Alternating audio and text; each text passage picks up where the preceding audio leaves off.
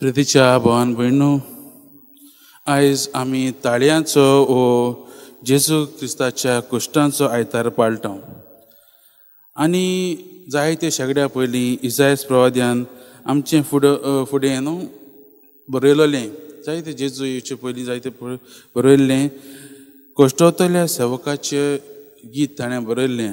आनी तातूंत तो म्हणटात की हो प्रवादी म्हणटा की हो कोश्टोतलो सेवक जो आसा वो चाकर जो आसा ताका कसलेच त्रास पडो, तो केन्नाच कांयच करचो ना, तो तें ओगीपणीन सोंसतलो आनी ताचेर कसलेच अपमानूय घालूं तो कांयच म्हणचो ना, पूण तो तसोच सोंसतलो.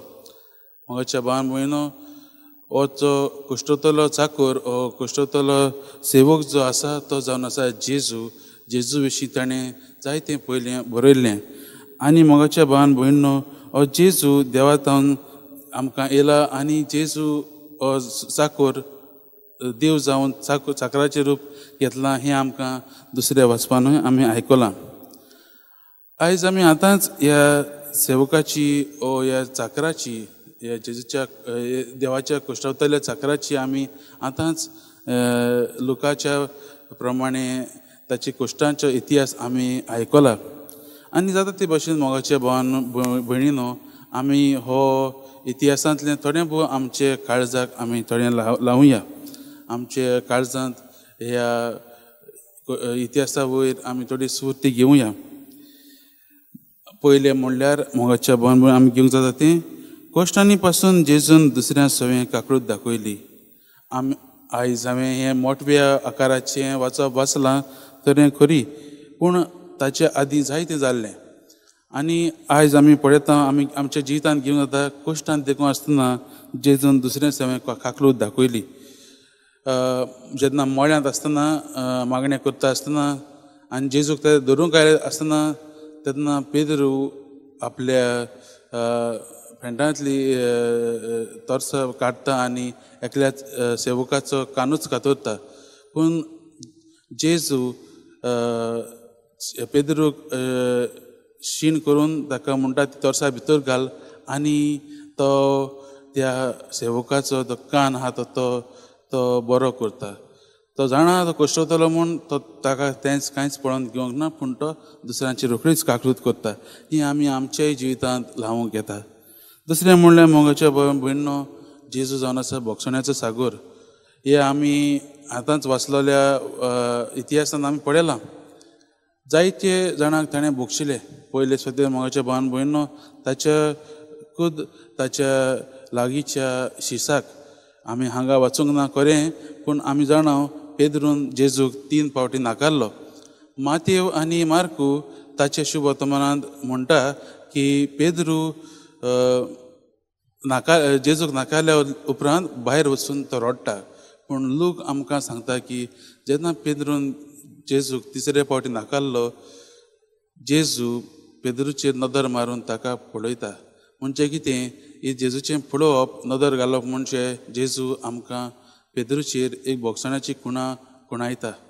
आयज आमकां ती भोगसण्याची मनशां जावंक जेजू आपयता. तेच परी मोगाच्या भावान भयणो, खुर्सार ताचे चडशीं 2 चोरांक खिडायल्ले आनी एकल्या चोरान चोर देवाक वळखिलो देखून तो ताकाय भोगशिता आनी ताकाय आपल्या राज आंगण्यात तो भितर काडटा. आनी खुर्सार मुकोळटना आसतनाय बी ताका सगल्यांनी कोणें अपमान केल्लो तांकां तो भोगशिता.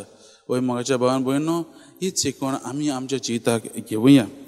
तिसरें म्हणल्यार मोगाच्या भावान भयणो, जेजून देवाचे येवजणेक पळय म्हणलें आनी साक्षी दिली. जेजूक जेन्ना खुर्सार मारूंक वचे आदीं तो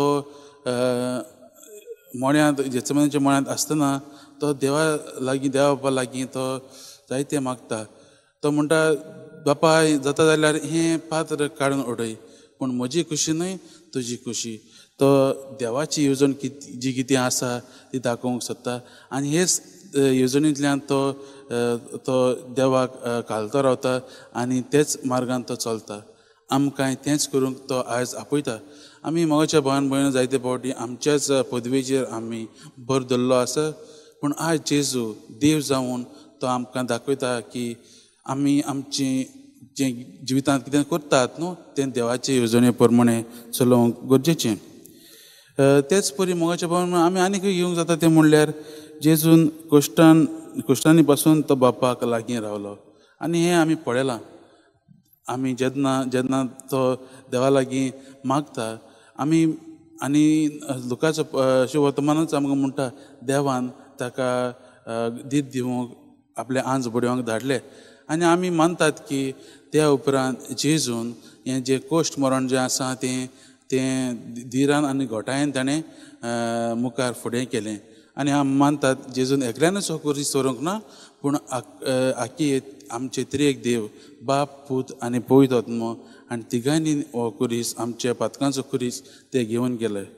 आयज आमी मोगाच्या भावान भयणो ह्या पवित्र सातोड्यान भितर सरतना आमी जाता ती भाशेन आमी आतां आमच्या सोम्य जेजू क्रिस्ता बरोबर ताच्या कुश्टा मरणान वांटो घेवया.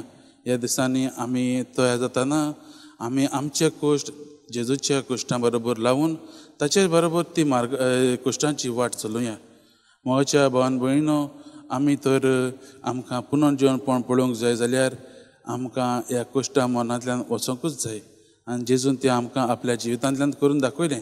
तो जाता ती भाशेन आमी आमच्या जिवितांत जेजू लागीं वेळ सारून ताचेच कुश्टांनी वांटो घेवंक आमी आदार आनी धीर मागुया.